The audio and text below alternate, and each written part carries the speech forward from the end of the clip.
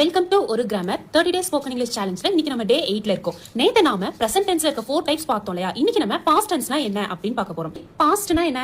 Already நடந்து முடிஞ்ச விஷயத்தை தான் நம்ம பாஸ்ட் அப்படின்னு சொல்லுவோம். சோ அதுக்கும் பிரசன்ட்டுக்கும் ஜெனரலி சம்பந்தமே இருக்காது.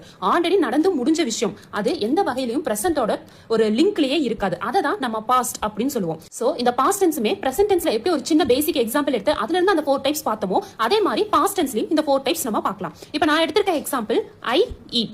இததான் நான் எக்ஸாம்பிளா எடுத்துக்கேன். இது ஒரு சப்ஜெக்ட் ஒரு வெர்ப் இருக்கு. ஃபர்ஸ்ட் டைப் என்ன அப்படின்னு கேட்டீங்கன்னா சிம்பிள் பாஸ்ட். சிம்பிள் பாஸ்ட் அந்த நேம் சஜஸ்ட் பண்ற மாதிரியே அந்த ஃபார்மேட்டும் ரொம்ப ரொம்ப சிம்பிளா தான் இருக்கும். ஒரு சப்ஜெக்ட் பிளஸ் ஒரு வெர்ப், ஆனா இங்க பாஸ்ட் டென்ஸ் வெர்ப் வரும். ஓகேங்களா? சோ பாஸ்ட் டென்ஸ் வெர்ப் அவ்வளவுதான். சேம் சிம்பிள் ஃபார்மேட் தான். Subject plus verb to. So subject என்ன சேம் அதே தான் ஐ. இங்க வெர்ப் டு இது பிரசன்ட் டென்ஸ் வெர்ப். நம்ம இத பாஸ்ட் டென்ஸ் வெர்பா போடணும். சோ அப்ப என்ன வரும்னு கேட்டீங்கன்னா 8. பாஸ்ட் டென்ஸ் வெர்ப் என்ன வரும்னு பாத்தீங்கன்னா 8. சோ ஐ ate அதுதான் நம்ம எக்ஸாம்பிளா எடுத்திருக்கோம். ஐ ate நான் சாப்பிட்டேன். இந்த சிம்பிள் பாஸ்ட நம்ம எந்தெந்த மாதிரி இடத்துல யூஸ் பண்ணுவோம் அப்படின்னு பாருங்க. ஜஸ்ட் நடந்தது இல்ல நடந்து முடிஞ்ச விஷயத்த சொல்றதுக்காக தான் சிம்பிள் பாஸ்ட் நம்ம யூஸ் பண்ணுவோம். அதாவது நடந்து முடிஞ்ச விஷயத்த நம்ம யூஸ் பண்றதுக்காக யூஸ் பண்றது. இப்போ உங்களுக்கு இந்த இடத்துல ஒரு டவுட் வரணும். அதாவது பிரசன்ட் பெர்ஃபெக்ட்டுக்கும் நான் சேம் இதே தான் சொன்னேன். ஜஸ்ட் நடந்த விஷயத்த நம்ம சொல்றது அப்படின்னு. சிம்பிள் பாஸ்டுக்கும் நடந்த விஷயத்த தான் சொல்லணும் அப்படின்னு சொல்றீங்க. அப்ப ரெண்டுமே ஒன்னா அப்படிங்கிற டவுட் வரும். சோ இங்க யூஸ் பண்ற சென்டென்ஸ் நம்ம இங்கேயும் யூஸ் பண்ணிக்கலாமா அப்படிங்கிற டவுட்டும் வரும். ஜெனரலி ரெண்டுமே நடந்து முடிஞ்ச விஷயத்த பத்தி சொல்றது தான். ஆனா ரெண்டுமே ஈக்குவல் கிடையாது.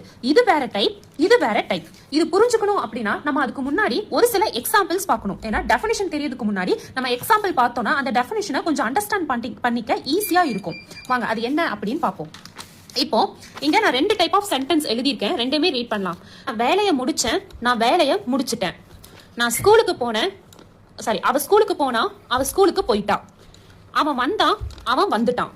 இப்போ இந்த 3 எக்ஸாம்பிள் எடுத்துக்கோங்க. நான் வேலையை முடிச்சேன், நான் வேலையை முடிச்சிட்டேன். அவ ஸ்கூலுக்கு போனா, அவ ஸ்கூலுக்கு போயிட்டா.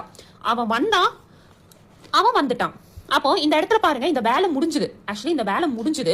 பட் இப்ப இதோடைய ரிசல்ட் என்னன்னு எனக்கு தெரியாது. பட் இதே சென்டென்ஸை நீங்க இங்க ரீட் பண்ணி பாருங்க. நான் வேலையை முடிச்சிட்டேன்னா இப்ப என்ன கரண்ட் ஸ்டேட்டஸ் கேட்டீங்கன்னா அந்த வேலை முடிஞ்சிருச்சு அப்படிங்கறது நம்மளுக்கு கிளியரா தெரியுது. பட் இந்த இடத்துல பாருங்க அவங்க வேலையை முடிச்சிட்டாங்க. பட் இந்த இடத்துல எனக்கு இப்ப கரண்ட் ஸ்டேட்டஸ்ல அது என்னன்னு எனக்கு தெரியாது. வேலை முடிஞ்சிருச்சு ஆனா இப்ப எனக்கு அதுக்கும் சம்பந்தம் இல்ல. ஆனா இந்த இடத்துல பாருங்க நான் வேலையை முடிச்சிட்டேன் அப்படின்னா இப்ப அந்த வேலை முடிஞ்சிருச்சு அப்படின்னு அர்த்தம். அடுத்தது அவ ஸ்கூலுக்கு போனா. இப்ப அவ என்ன பண்ணிட்டு இருக்கான்னு எனக்கு தெரியாது. அவ ஸ்கூலுக்கு போனா அப்படிங்கறது மட்டும் தெரியும்.